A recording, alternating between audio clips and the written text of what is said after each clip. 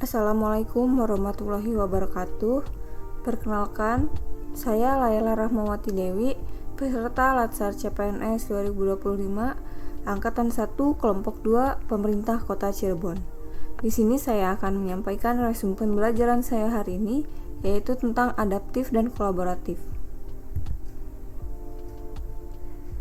Pertama, pengertian adaptif, yaitu suatu proses yang menempatkan manusia yang berupaya mencapai tujuan-tujuan atau kebutuhan untuk menghadapi lingkungan dan kondisi sosial yang berubah-ubah agar tetap bertahan.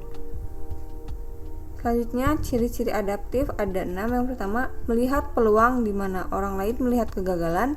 Kedua, selalu berpikir ke depan. Ketiga, membuka pikiran. Keempat, memperhatikan sistem. Kelima, tidak mencari popularitas. Dan keenam, eksperimen orang yang beradaptasi. Selanjutnya, penerapan adaptif diantaranya 1. Dapat mengantisipasi dan beradaptasi dengan perubahan lingkungan. Kedua, memanfaatkan peluang-peluang yang berubah-ubah. Ketiga, mendorong jiwa kewirausahaan. Keempat, terkait dengan kinerja instansi. Kelima, memperhatikan kepentingan yang diperlukan antara instansi mitra, masyarakat, dan sebagainya. Selanjutnya ada VUCA versus PUSA. Dalam menghadapi dunia yang penuh dengan ketidakpastian, kita mengenal istilah VUCA atau volatility, uncertainty, complexity, dan ambiguity. Untuk menghadapinya kita perlu VUCA versi baru. Yang pertama, volatility versus vision. Ketidakstabilan dihadapi dengan visi. Yang kedua, uncertainty versus understanding. Ketidakpastian dihadapi dengan pemahaman. Yang ketiga, complexity versus clarity. Kerumitan dihadapi dengan kejelasan. Dan yang terakhir, ambiguity versus agility. Ketidakjelasan dihadapi dengan kelincahan.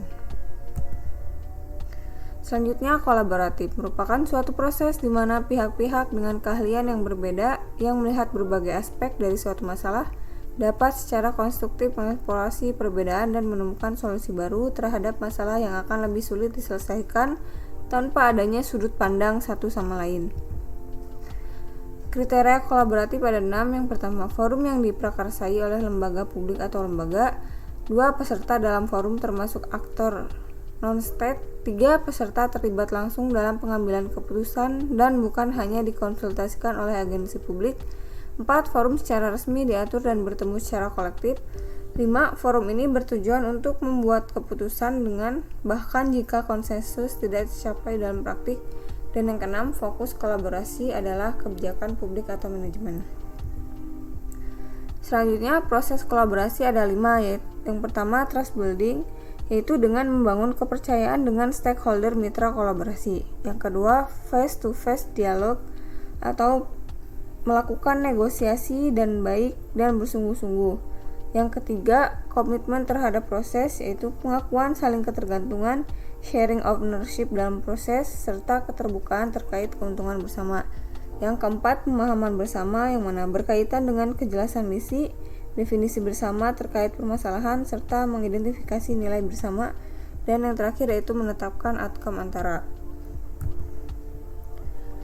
Faktor keberhasilan kolaborasi ada 5. Yang pertama, kepercayaan. Kedua, pembagian kekuasaan. Ketiga, gaya kepemimpinan. Keempat, strategi manajemen. Dan yang kelima, formalisasi pada pencapaian kolaborasi yang efisien, efektif antara entitas publik. Lalu ada faktor penghambat kolaborasi ada 2. Yang pertama, ketidakjelasan batasan masalah karena perbedaan pemahaman dalam kesepakatan kolaborasi.